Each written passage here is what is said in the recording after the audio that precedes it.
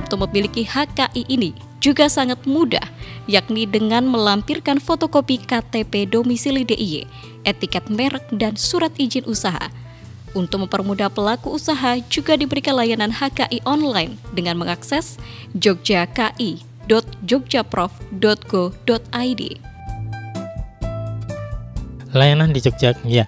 Kalau jogjaki.jogjaprof.go.id itu layanan pendaftaran merek atau HKI secara umum dan co-branding secara online. Jadi kalau dulu para pelaku usaha harus datang ke kantor untuk mengurus segala sesuatu, bahkan sering bolak-balik karena berkasnya ada yang salah atau kurang.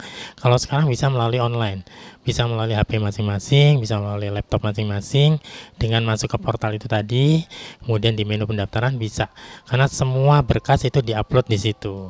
Gitu. Jadi tidak perlu datang ke kantor hanya tinggal mengambil sertifikat jadi. Gitu. Kalau untuk sekarang ya, kalau sekarang itu sudah hampir 900 IKM yang sudah mengurus melalui kami ya, melalui Balai Pengelolaan Kekayaan Intelektual. Karena hasilnya kalau pengurusan HKI itu kan tidak melulu dari kami, bisa melalui Kanwil langsung juga bisa. Kanwil Kementerian Hukum dan HAM, tapi yang melalui kami itu ada sekitar 900. Tapi kalau dibandingkan dengan jumlah IKM DIY itu masih sangat kecil, Mbak. Karena kalau jumlah IKM DIY itu di angka 90 ribuan. Nah, ini yang pertama adalah karena ini sifatnya hak, bisa diambil bisa tidak. Kesadaran untuk mengambil yang belum tahu. Kemudian yang kedua, kadang informasinya belum detail. Kenapa sih harus mengambil hak kekayaan intelektualnya? Jadi tingkat kepentingannya belum diketahui oleh para pelaku usaha dengan baik. Hak kekayaan intelektual itu sifatnya adalah yang pertama mendaftar, bukan yang pertama mendahului, yang pertama menggunakan. Kalau misalnya Bapak Ibu ingin, para pelaku usaha IKM DIY ingin produknya tidak, merek produknya tidak dipakai oleh orang lain, maka segeralah didaftar. Jangan sampai pendaftaran dilakukan pada saat produknya sudah cukup terkenal dan sudah didaftarkan oleh orang lain, sehingga nanti kerugian ekonomisnya akan semakin besar. Maka mulai dari sejak dini didaftarkan dulu mereknya, kemudian baru dipertahankan reputasi produknya dari segi kualitas maupun dari karakter dari produknya. Nah, pendaftarannya sangat mudah, bisa gratis atau bayar tapi separuh. Kalau gratis itu menggunakan fasilitasi pembiayaan dari APBD, jadi gratis. Kalau yang rekomendasi dengan membayar 500.000. Cukup datang ke Balai Pengelolaan Intelektual atau melalui akses portal jogjaki.jogjaprof.go.id secara online. Syaratnya gampang banget, cuma KTP, izin usaha, sama etiket merek. Etiket merek itu adalah logo yang ingin didaftarkan. Nanti tinggal menunggu, nanti akan ada notifikasi kalau proses pengurusan sudah selesai dan tinggal datang ke kantor untuk ambil sertifikat.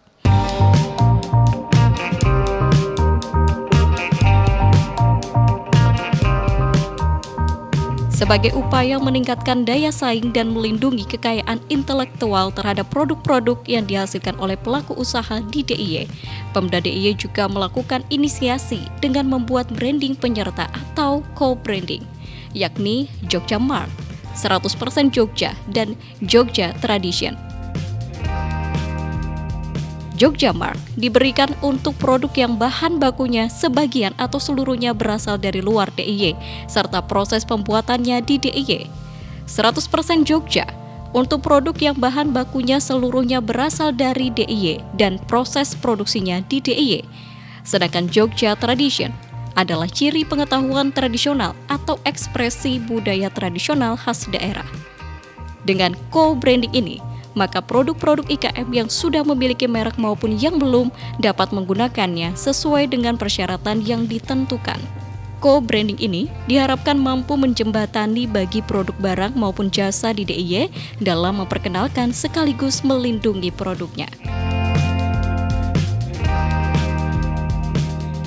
Nah, ini yang dimiliki oleh Gubernur DIY yang dilesensikan untuk para IKM DIY. Jadi syaratnya memang harus IKM DIY. Otomatis dia harus berKTP DIY. Apa sih co-branding itu? Merek pendampingnya ada 3. Yang pertama disebut dengan Jogja Mark. Jogja Mark ini diberikan kepada pengusaha atau pelaku usaha yang produknya itu dibuatnya di Jogja, tapi bahan bakunya tidak dari Jogja. Nah, kalau yang kedua itu 100% Jogja. Kalau 100% Jogja ini semua bahan baku, kemudian pembuatan itu dibuat di Jogja.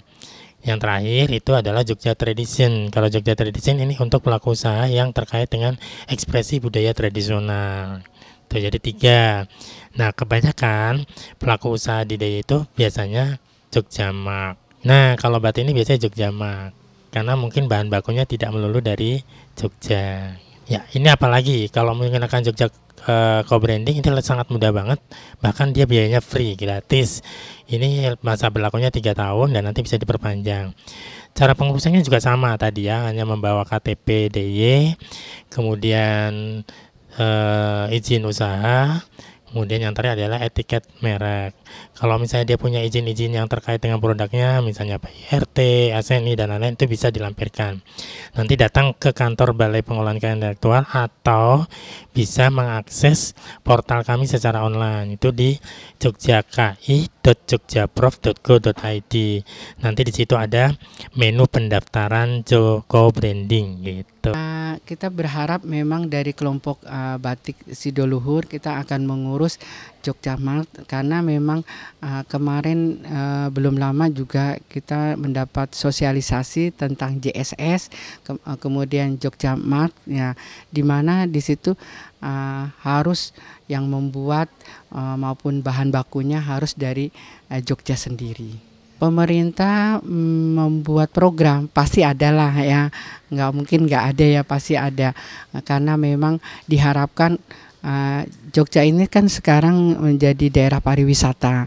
Nah, kita yang ada di Pakualaman ini harus mengembangkan bagaimana caranya daerah Gunung Ketur itu menjadi daerah pariwisata, termasuk batiknya.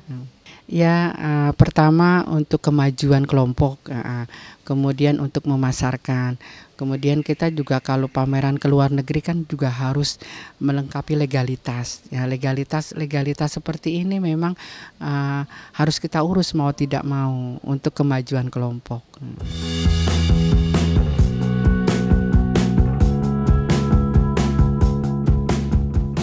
Perlindungan hak kekayaan intelektual ini memberikan manfaat untuk produk-produk IKM agar mampu bersaing dengan produksi jenis dari daerah lain, sehingga IKM mampu berkembang dengan kualitas produk yang baik dan mudah dikenal masyarakat.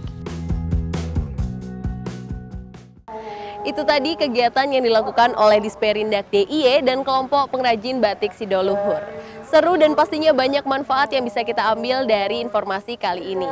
Jangan lewatkan Expose bersama Balai Pengelolaan Kekayaan Intelektual Dinas Perindustrian dan Perdagangan Daerah Istimewa Yogyakarta. Saya Vincentia Tiffany pamit undur diri. Salam Indonesia.